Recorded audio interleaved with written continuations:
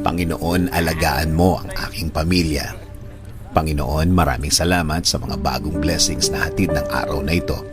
Alam ko, Lord, na marami ka na namang pagpapala na ibibigay sa akin. Tulad na lang ng nagising ako sa araw na ito. Ito pa lang, alam kong may plano ka pa para sa akin. At alam ko, Lord, na lahat ng plano mo, lahat ng bagay na gusto mong gawin sa buhay ko, ikakaganda ng aking buhay. Ikaka-level up ng aking araw-araw. At alam ko din, Lord, na alam mo ang lahat na nangyayari sa aking buhay. Alam ko din na bahagi ng blessings mo sa akin ay ang pag-aalaga mo sa akin. Na gawin akong safe saan man ako magpunta at saan man ako andun. Ginagawa mong safe ang lugar na yon.